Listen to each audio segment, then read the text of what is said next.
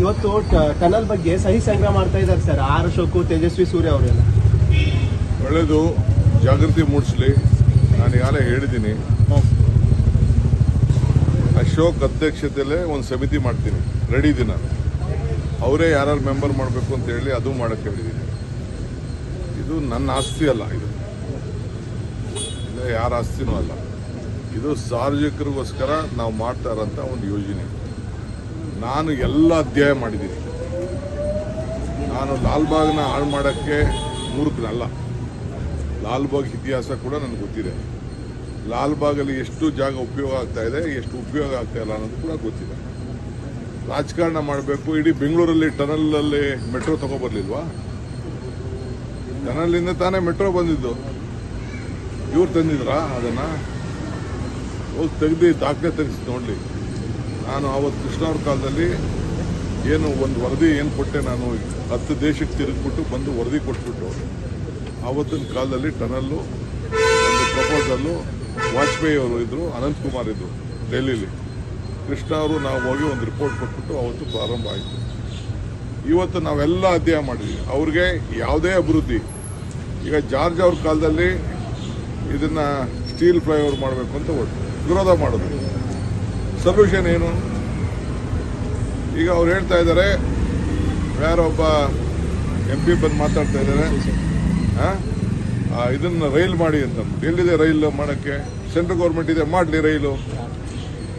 ಅದೇನೋ RTPS ಇದನ್ನ ಮಾಡಬೇಕಂತೆ. ಅದೇ ನಾವು BRTS ಏನಂತ ತಲೆ ಇದೆಯಾ?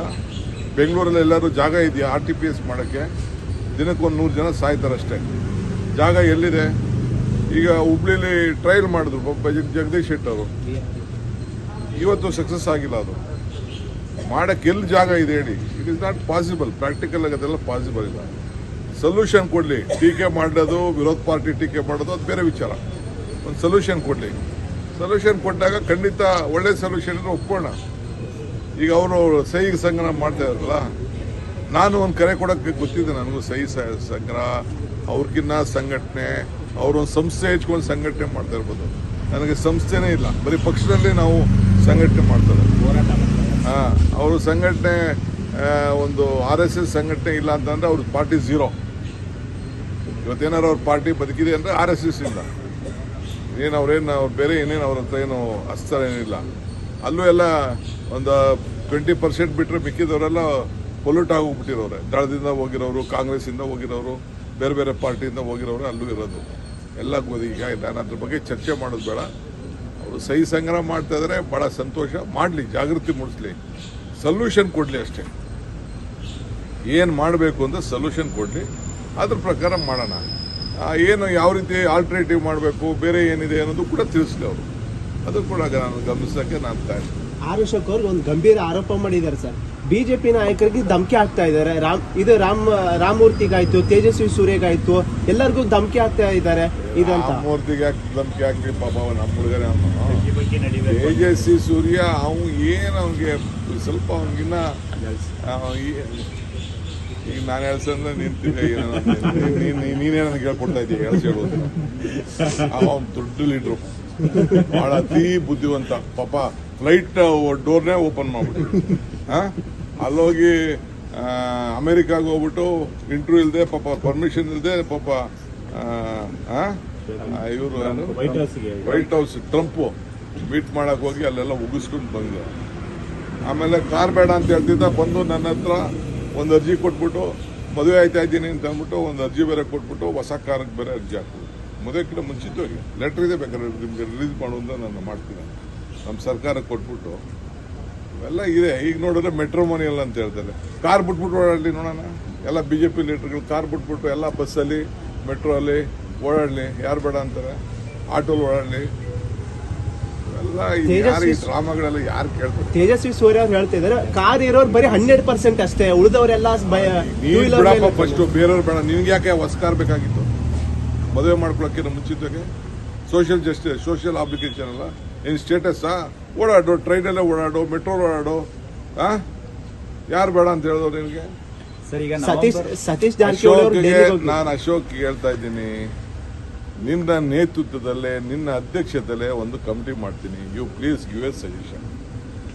ಯಾರು ಬೇಕು ಮೆಂಬರು, ನೀವೇ ಯಾವ ಟೆಕ್ನಿಕಲ್ ಪೀಪಲ್ಲು ಹೇಳ್ತೀರಾ ಹೇಳಿ, ಆ ಟೆಕ್ನಿಕಲ್ ಪೀಪಲ್ಲೇ ಹಾಕೋಣ. You give a solution. I want solution. Satish Jarkiholi Congress ನಾಯಕರು ಡೆಲ್ಲಿಗೆ ಹೋಗಿದ್ದಾರೆ ಸರ್. ಈಗ ಅವರು ಕೆಲಸಕ್ಕೆ ಹೋಗ್ತಾ ಇರ್ತಾರೆ ನಾಯಕರು. ಈಗ ನನಗೂ 7ನೇ ತಾರೀಕು 5ಕ್ಕೋ 6ಕ್ಕೋ ನಾನು ಬಿಹಾರ್ಗೆ ಹೋಗ್ಬೇಕಾಗಿದೆ. ಆಮೇಲೆ ನಮ್ಮ ಸೆಂಟ್ರಲ್ ಯೂನಿಯನ್ ಮಿನಿಸ್ಟರ್ ಬೇರೆ ಒಂದು ಮೀಟಿಂಗ್ ಕರ್ಬಿಡ್ತಾರೆ, ಅರ್ಬನ್ ಡೆವಲಪ್ಮೆಂಟ್. ತಿರ್ಗಾ ಇನ್ನೊಂದಿನ ಮಧ್ಯ ಈ ನಮ್ಮ ಕಾವೇರಿದು ಕೇಸ್ ಬಂದಿದೆ 6ನೇ ತಾರೀಕು. 5ನೇ ತಾರೀಕು ನಮ್ಮ ಬುಕ್ ಲೀವ್ ಇದೆ. ಅದಾದಮೇಲೆ ನಾನು ಆ ಕೇಸ್ಗೆ ಲಾಯಿಗೆಲ್ಲ ಡೀಟೇಲ್ಸ್ ಎಲ್ಲ ತರಿಸ್ಕೊಂಡಿದ್ದೀನಿ. ನಮ್ಮ ಅಪೀಲ್ ಏನಿದೆ, ತಮಿಳ್ನಾಡು ಅಪೀಲ್ ಏನಿದೆ ಈ ಹೋದ ತಕ್ಷಣ ನಾವು ರಾಜಕೀಯಕ್ಕೆ ಹೋಗ್ತೀವಿ ಅಂತ ಹೋಗ್ಬರ್ಲಿ ಬಿಡಿ.